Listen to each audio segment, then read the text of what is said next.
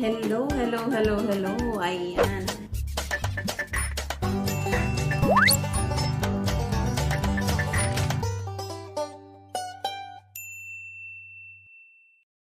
Guys, magluto tayo ng stir fry vegetable. Ayan, mainit na yung ating wok. Lagyan natin siya ng oil. Ayan yung ating cooking oil, guys.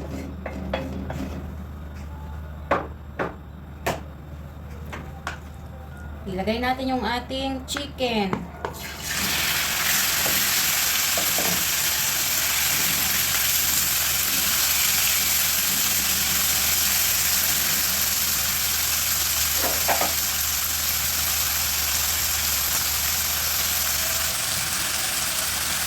Ayan guys, habang igisa natin ito, ilagay na natin yung garlic. Ayan, para malasa siya at mas mabango syempre.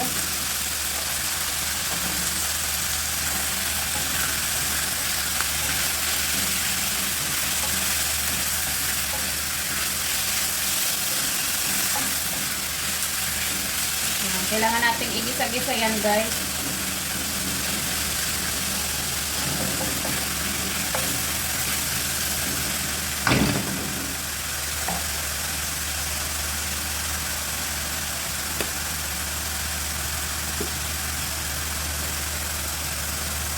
Lagyan natin ang paminta.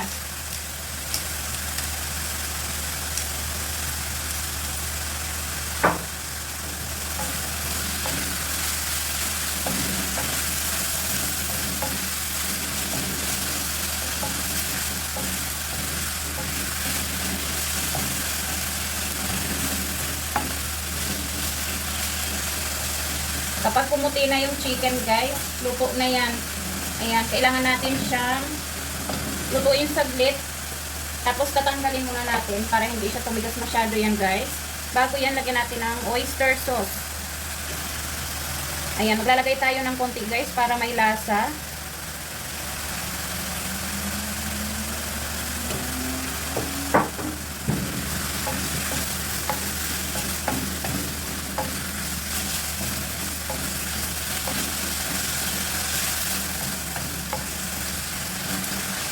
Ayan. So, okay na yan guys. Tatanggalin muna natin para hindi siya tumigas.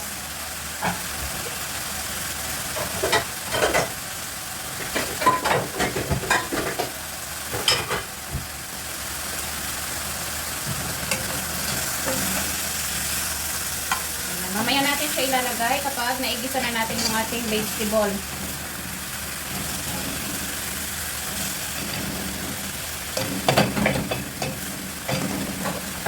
Magdagdag tayo ng konting oil guys.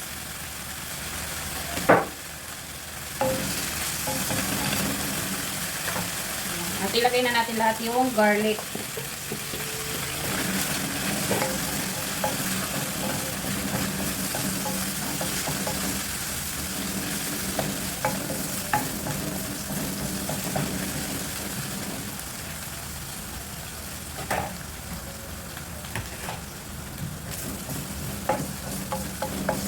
Igisa natin yan hanggang sa maging golden brown yung ating bawang guys.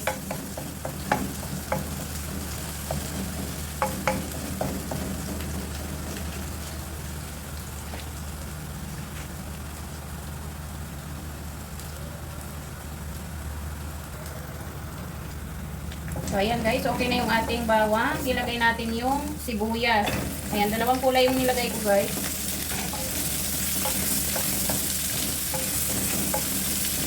So, half cook lang guys, konting gisa-gisa lang itong sibuyas para pareho siya ng vegetable guys mamaya na hindi overcook. Siya nga pala yung vegetable guys, na blanch ko na siya bago ko i-gisa. Ayan, lagay natin yung carrots. Na blanch na ito guys. Ayan, para hindi matagal yung inyong pag-igisa. Mas magandang i-blanch nyo muna para mabilis yung pagluto at tansyado yung ano niya guys. Yung texture niya para makuha niyo yung gusto nyong texture talaga. Ayan, mas masarap kasi kumain ng stir fry kapag hindi overcook yung vegetable.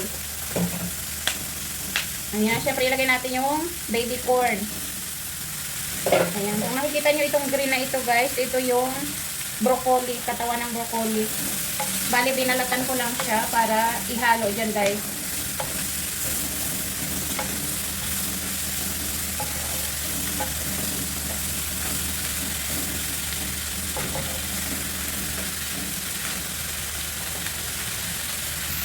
Ayan, so maglagay tayo ng oyster sauce.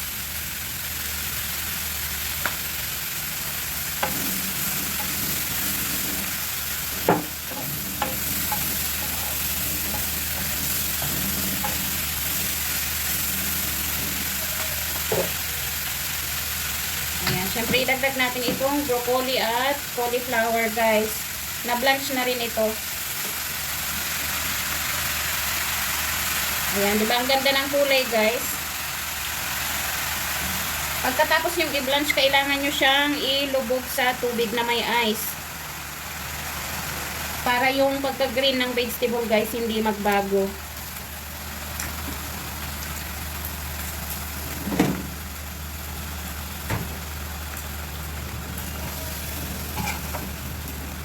Ayan, guys, kailangan natin ng 2 sandok para maihalo natin siya. Diba ang ganda ng kulay ng broccoli niya, guys?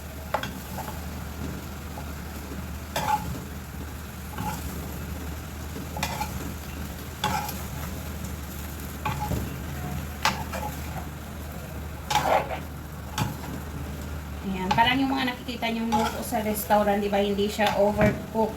Kontrolado yung pag-blanch ng vegetable. Ayan, at ang sekreto syempre, kailangan ilagay nyo siya sa malamig na tubig, guys. So, kalalagyan nyo ng ice.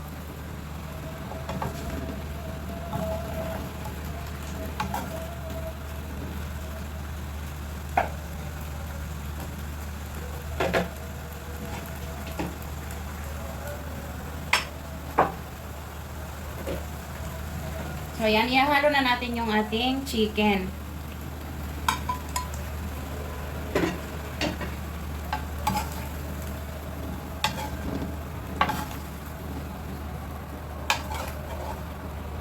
At syempre, guys, kayo naman ang masusunod sa alat. So, tansyahin nyo na lang yung paglagay nyo ng oyster sauce.